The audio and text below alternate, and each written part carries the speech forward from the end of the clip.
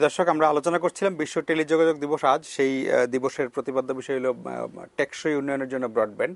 সেটা আমরা আজকে আসলে এটা আন্তর্জাতিকভাবেই স্লোগানটি নির্ধারণ করা হয়েছে, কিন্তু আমরা আলোচনা করে যেটা বুঝলাম যে বাংলাদেশের জন্য খুবই দরকার এখন এই বিষয়টি নিয়ে আলোচনা করার। যেন মনে হচ্ছে যে বাংলাদেশের জন্য স্লোগানটি নির্ধারণ করা হয়েছে। বিরতির আগে যেন মোস্তফা জব্বার বেশ কিছু কথা বলছিলেন যেটা আসলে বিটিআরসির দিকে দৃষ্টি আকর্ষণ করে।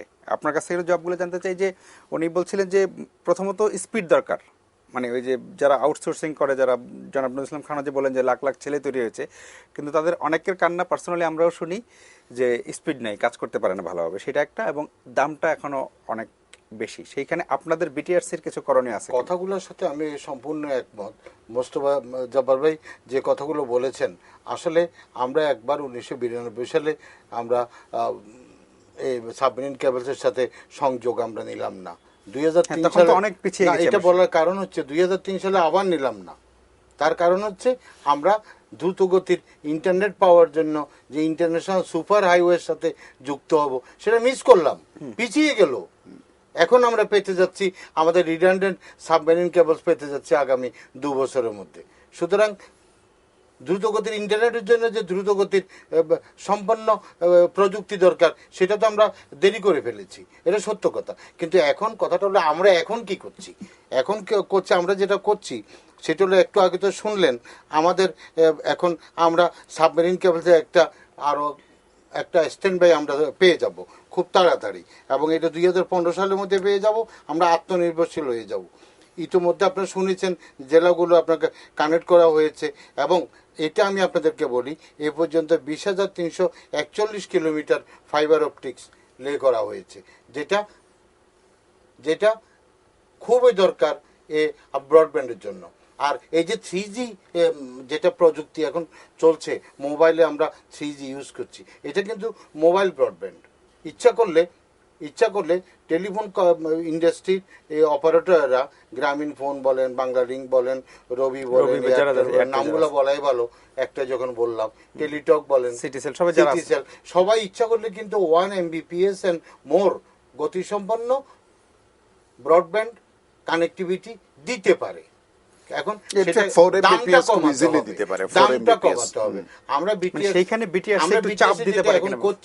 যেটা করছি সরাসরি তো চাপ দেওয়া যাবে না, একটা যুক্তি থাকতে হবে। যুক্তির জন্য কস্ট মডেলিং দরকার, তাদের খরচ কত, তাদের লাভ কদ্দূর করতে হবে, কোথায় গিয়ে পৌঁছাতে হবে, সেই কাজটা এখন চলছে। এবং এই মূল্য নির্ধারণের জন্য কস্ট মডেলিংটা কনসালটেন্ট করছে। যদি এগুলো শেষ হয় খুব তাড়াতাড়ি, তাহলে আশা করা যায় খুব তাড়াতাড়ি আমরা ইন্টারনেটের দাম কমানোর ব্যাপারে পরবর্তী পদক্ষেপ নিতে পারবো।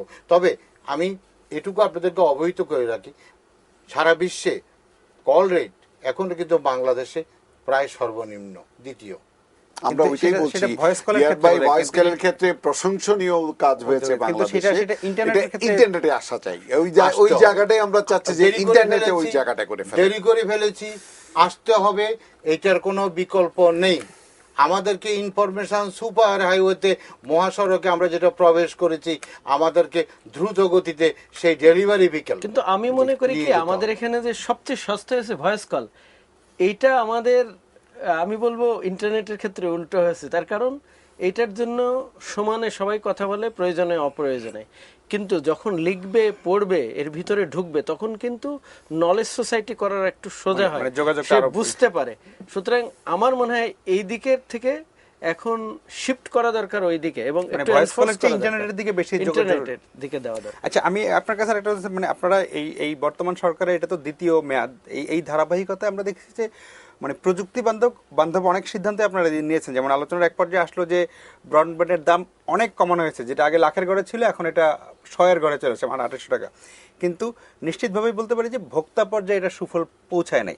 ফলে এই যে মাঝখানের এই যে লাখ থেকে যে 100-এর ঘরে আসলো, মাঝখানের এই বিশাল গ্যাপটা কোথায় রয়ে গেল? মানে যারা সাপ্লাই করে তারা হয়তো বলে যে মানে ব্রডব্যান্ড ছাড়াও আরো অনেক ইনফ্রাস্ট্রাকচার আছে সেখানে, মানে এই জায়গাটাতে আপনাদের আরো কিছু কি কোনো সিদ্ধান্ত নেওয়ার সুযোগ আছে? আমি মনে করি এখানে সুযোগ আছে। প্রথমত যেটা বলেন, আমি কথা বলেছি ওনাদের সাথে, বললেন ওনাদের ম্যানেজমেন্ট কস্ট বেশি, বেতন বেশি দিতে হচ্ছে। কিন্তু বেশি দিতে হলেও বিজনেসের তো একটা প্রসিজিওর আছে, সিস্টেম আছে, তাদেরকে ম্যানেজমেন্ট কস্ট কমিয়ে আনা সম্ভব। তার কারণ অটোমেশনের যুগ, অনেক বিষয়ে তাদেরকে অটোমেশন করতে হবে, তাহলে পেপারলেস অফিস হয়ে গেছে। এটা একটা দিক আছে। দ্বিতীয় একটা দিক হচ্ছে যে ক্রস ফাইন্যান্সিং করতে হবে। যেমন একটা মুদিখানার দোকানে আপনার কোনো জিনিসে লাভ বেশি হয়, কোনো জিনিসে কম হয়, কোনো জিনিসে লোকসান যায়, কিন্তু সেটা রাখতে হয় দোকানে। কেন? বেশি কাস্টমার আসে, একটা এসে আরেকটা কিনবে। অনেক দোকান আছে বসে থেকে খবরের কাগজ পড়তে এসে বা টেলিভিশন রেখে দিয়েছে গ্রামের একটা চায়ের দোকানে, কেন? টেলিভিশন দেখতে এসে চা খায়। কিন্তু ঠিক সেরকম এখানেও ক্রস ফাইন্যান্সিং করা দরকার তাদের। সেটা হচ্ছে ব্যাক হলের কি করা দরকার?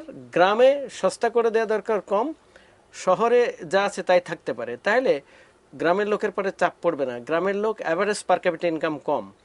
এইটা করলে কিন্তু ব্যাক হল বিটিসিএল এর আছে, আরো অনেকগুলো এজেন্সির আছে, তাদের কমানো উচিত। কিন্তু আমি দেখি কি তারা করে বসে আছে এটা ব্যাক হল, তাদের বরং লোকসান যাচ্ছে, ক্ষতি হচ্ছে, তার কারণ কোনো কাস্টমার পাচ্ছে না এখন বা কম পাচ্ছে। সেই ক্ষেত্রে তারা যদি সাহস করে একটু সস্তায় দেয়, আমি কিন্তু অনেকবার বলেছি আসেন আমাদেরকে কম 2-3 হাজারে দেন। আমি দেখেছি যারা নাম বলি না সেসব যাদের ব্যাক হল আছে তারা 10,000 টাকা চাই। আমি বলেছি না, এটা সম্ভব না। কিছুদিন আগে আমরা একটা টেন্ডার করেছিলাম, 30 কোটি টাকা আমাদের আছে সব উপজেলায় কানেকশনের ব্যাপারে, তারা 600 কোটি টাকার টেন্ডার দিয়েছে। প্রথমে আলাপ আলোচনা করেছি, কিন্তু তারপরে দেখা যায় যে অনেক বেশি দেয়। সুতরাং তারা মনে করছে রাতারাতি তারা লাভ করবে। আমি মনে করি এটা ব্যবসায়ীরা যারা রিয়েল ব্যবসায়ী বিজনেসম্যান তারা কিন্তু এইভাবে চিন্তা করেন না। আমার মনে হচ্ছে যেহেতু আমাদের লোকেরা নতুন, আমি একটু এইভাবেই বলবো, নতুন, এখনো হয়তো পুরো ব্যবসাটা রপ্ত করতে পারেননি সম্ভবতই। তো আমরা আশা করবো যে অচিরেই তারা এই বিষয়গুলো রপ্ত করবেন এবং কিছু রিস্ক নেবেন। কোনো রিস্ক ছাড়া, নো রিস্ক নো গেইন। তাদেরকে একটু রিস্ক, যদি বেশি লাভ পেতে হলে একটু বেশি ঝুঁকি নিতে হবে। এটা একটা দিক। আর একটা দিক হচ্ছে যে এটা এমন একটা দিক, খুব কম লোক কিন্তু এটা নিয়ে নাড়াচাড়া করে বা বোঝেন হয়তোবা। শুধু গ্রাসরুট লেভেল থেকে কোনো প্রেশার নাই। তো প্রেশার না থাকলে আসলে কিন্তু কাজ করতে চায় না। আমি বলতে চাই না যে গাড়ি ভাঙেন, রাস্তা বন্ধ করেন। আমি আমার সহকর্মীদের সবসময় বলি যে দেখুন, মোজা মডেলে প্রেশার দেবেন। মোজা পায়ে দিয়ে, আমরা পা একটু প্রেশার দিয়ে ঢুকাতে হয়, কিন্তু পায়ে ব্যথা লাগে না, মোজাও ছেড়ে না। ঠিক এরকম একটা জেন্টল প্রেশার কিন্তু দরকার। আমরা দেখেছি যে যখন কর্মীকে ম্যানেজ করতে হয়, তখন তার কাছ থেকে কাজ আদায় করতে হলে সায়েন্টিফিক অনেক স্টাডিতে আছে যে সার্টেন লেভেল অফ প্রেশার দরকার। প্রেশারটা বেশি হলে ফেটিগ হয়, প্রেশার কম হলে কিন্তু ওই লেভেলের আউটপুট হয় না।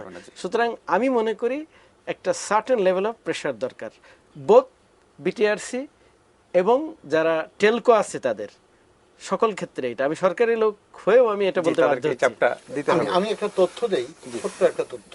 সামাজিক দায়বদ্ধতা তহবিল, যেখানে প্রতিটা ইন্ডাস্ট্রির, প্রতিটা টেলিফোন কোম্পানি থেকে আমরা 1% তাদের আয়ের পেয়ে থাকি, সেখানে কয়েকশো কোটি টাকা জমা হয়েছে।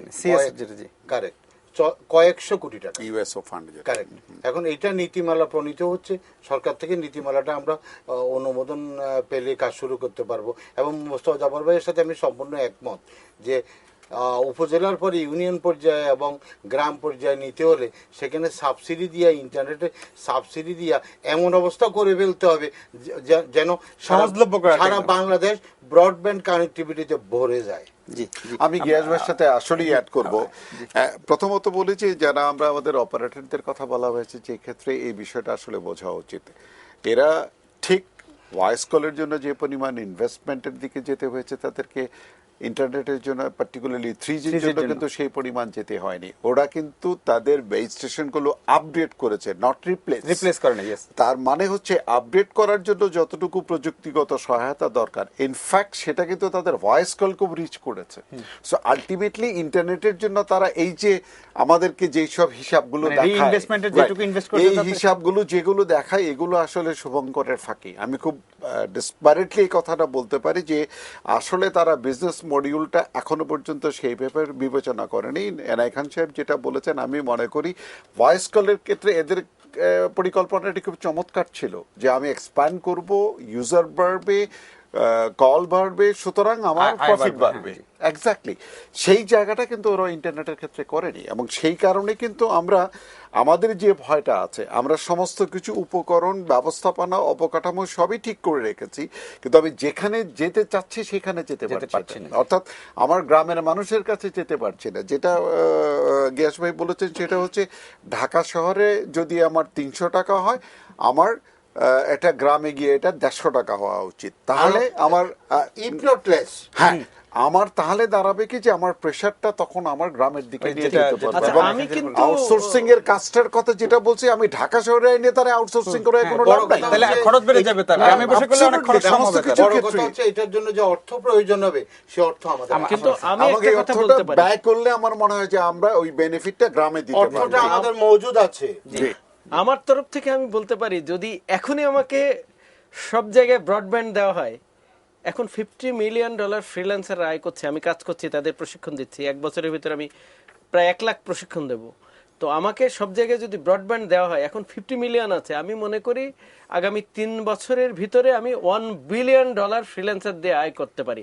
আমার সেটার চাকরি জন্য আছে, ঢাকায় আসার দরকার নেই দাদা, গ্রামে থেকে। আমার চাকরি আছে গ্রামে মাত্র থেকে। 1.5 বছর, কিন্তু গ্রামে থেকে। আমি মনে করি 3 বছর, মানে আমি 1.5 বছরে যে গতি সঞ্চার করব, সেই গতিতেই কিন্তু গতি momentum-এ জড়তা এগিয়ে যাবে। চলতে থাকবে, এবং $1 বিলিয়ন আয় করা আমার জন্য কিছুই না।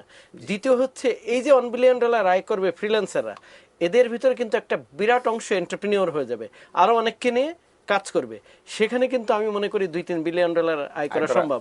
অনেকে হয়তো মনে করতে পারে এটা সম্ভব না, কিন্তু আমি মনে করি একেবারেই সম্ভব, একেবারে সোজা। জি জি, আমরা অনুষ্ঠান শেষ করব। জনাব নজরুল ইসলাম খান যে স্বপ্ন আমাদের দেখালেন, আমরা নিশ্চিতভাবে জানি যেটা সম্ভব, উনি এমন অনেক অসম্ভব করে দেখিয়েছেন। এবং আমরা জানি যে এমন দিন আসবে যেদিন বিদ্যুতের লোডশেডিং হলে যেমন হইচই পড়ে যে চারদিকে, ইন্টারনেট কিছুক্ষণ বন্ধ থাকলে চারদিকে এমন হইচই পড়ে যাবে। এমন দিন আসবে যে বাংলাদেশের অনেক মানুষ ইন্টারনেট ব্যবহার করতে পারবে এবং সেটা উচ্চ গতি সম্পন্ন হবে।